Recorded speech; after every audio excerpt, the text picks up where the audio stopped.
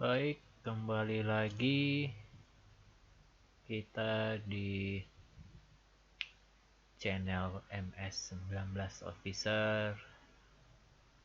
Sekarang kita akan membahas contoh-contoh soal tes CPNS kategori TWK, tes wawasan kebangsaan yang kedua. Kemarin kita sudah membahas yang mudah, sekarang kita naikkan levelnya sedikit ke yang sedikit susah. Oke, langsung aja.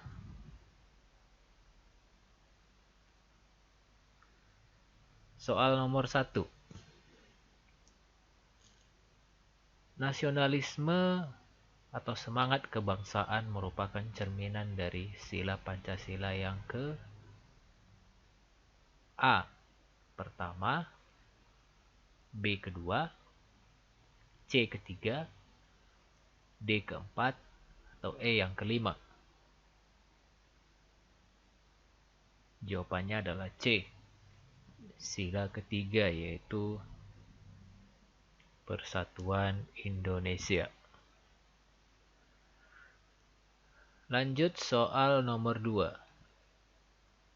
Sumpah Pemuda merupakan bentuk kesepakatan masyarakat Indonesia untuk mengikat diri dalam satu ikatan kebangsaan. Generasi muda mempunyai kewajiban moral untuk menjaga konsensus tersebut. Apabila generasi muda berkomitmen menjaga kesepakatan akan memberikan dampak positif bagi keberlangsungan bangsa dan negara. Dampak positif yang akan ditimbulkan yaitu semakin kuatnya ikatan nasionalisme bangsa Indonesia. Akan tetapi apabila bangsa Indonesia tidak peduli lagi terhadap hasil konsensus tersebut, akan berakibat buruk bagi kehidupan bangsa dan negara. Berdasarkan informasi tersebut, dampak negatif yang bisa timbul apabila kita mengimplementasikan nilai-nilai Sumpah Pemuda, yaitu A. Hilangnya kewajiban moral generasi penerus. B. Melemahnya rasa persatuan dan kesatuan bangsa. C. Melemahnya ikatan nasionalisme antar warga masyarakat. D. Melemahnya rasa hormat pada orang yang lebih tua. E. Lunturnya ikatan persaudaraan. Jawabannya adalah B.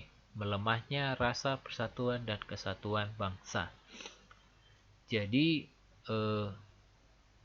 kalau kita lihat dari konteks soal di sini,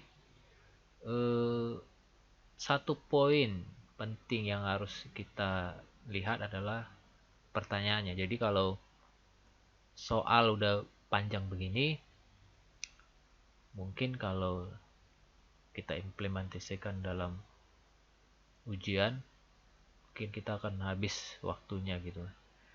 Tapi kita lihat poin pentingnya di sini adalah di soalnya gitu. Kalau misalnya memungkinkan, langsung saja baca soalnya gitu. Di sini kita lihat soalnya adalah berdasarkan informasi tersebut. Nah, kalau ada poin seperti ini berdasarkan informasi tersebut, ya mau nggak mau ya teman-teman atau rekan-rekan harus membaca soalnya begitu kan. Tapi ya kalau bisa membaca cepat gitu, karena satu soal itu mungkin ada sekitar 30 atau 40 detik kita diberikan waktu gitu. Jadi poinnya di situ implementasikan nilai-nilai Sumpah Pemuda gitu. Jadi dari informasi di atas ini kita bisa lihat apa dampak negatifnya jika implementasi nilai-nilai Sumpah Pemuda itu melemah begitu kan. Jadi otomatis itu pasti melemahnya rasa persatuan dan kesatuan bangsa gitu sendiri. Oke, bisa lah ya. Lanjut. Soal nomor 3. Pasal 32 Undang-Undang Dasar 1945 mengandung semangat nasionalisme di bidang A. Budaya, B. Sosial, C. Ekonomi, D. Politik, atau E. Hak asasi manusia. Ya, jawabannya adalah A. seperti kita ketahui, pasal 32 itu menunjukkan bahwa negara itu harus memajukan kebudayaan nasional Indonesia di tengah peradaban dunia dan menjamin kebebasan masyarakat dalam memelihara dan mengembangkan nilai-nilai budayanya. Serta negara harus menghormati dan memelihara bahasa daerah sebagai kekayaan budaya nasional. Nah, itu dia bunyinya pasal 32 mengenai kebudayaan. Lanjut kita di soal nomor 4. Nasionalisme dapat diklasifikasikan ke dalam jenis-jenis berikut, kecuali A. Nasionalisme humaniter, B. Nasionalisme Yakobin, C. Nasionalisme tradisional, D. Nasionalisme integral, atau E. Nasionalisme doktriner. Jawabannya tepat adalah E. Nasionalisme doktriner. Nasionalisme dibedakan menjadi 5 jenis, yaitu nasionalisme humaniter, nasionalisme Yakobin, nasionalisme tradisional, nasionalisme liberal, dan nasionalisme integral. Gampang ya. Ini sudah biasa sih sebenarnya soalnya. Oke, kita lanjut. Soal nomor 5. Nasionalisme memiliki prinsip-prinsip utama yang biasa disebut pilar nasionalisme sebagai berikut. Kecuali. Nah, ada kata kecuali. A. Kognitif, B. Unity, C. Liberty, E. Equality, E. Personality. Jawabannya adalah A. Sartono Kartodirjo mendefinisikan nasionalisme adalah sebuah ideologi yang mencangkup prinsip kebebasan, kesatuan, kesamarataan, serta kepribadian menjadi nilai kehidupan kolektif suatu komunitas untuk merealisasikan tujuan politik yaitu pembentukan dan pelestarian negara nasional. Jadi jawabannya adalah A. Kognitif yang kecuali ya. Soal nomor 6. Salah satu faktor penting utama yang berperan pada masa pertumbuhan nasionalisme Indonesia adalah A. Budaya, B. Bahasa, C. Pendidikan, D. Lagu kebangsaan, atau E. Sosial. Jawabannya adalah B. Bahasa adalah salah satu faktor yang paling penting dan yang utama yang berperan pada masa awal pertumbuhan nasionalisme Indonesia. Ya iya dong, pastinya ya gitu. Jadi kalau bahasa, secara nasionalisme kita tidak punya bahasa yang mempersatukan, kita sulit untuk mempertumbuhkan nasionalisme itu sendiri. Oke, cocok ya. Lanjut. Soal nomor 7. Indonesia adalah negara dengan keberagaman suku, etnik, budaya, agama, serta karakteristik dan keunikan di setiap wilayahnya. Pada dasarnya keberagaman masyarakat Indonesia menjadi modal dalam pembangunan bangsa. Oleh karena itu sangat diperlukan sikap atau perilaku menunjang terciptanya kondisi tersebut. Adalah, apa sikap atau kondisi yang perlu kita lakukan sesuai dengan wacana di atas? Jawabannya adalah B. Memperkecil segala hal yang berpotensi menimbulkan konflik masyarakat. Oke, lanjut. Soal nomor 8.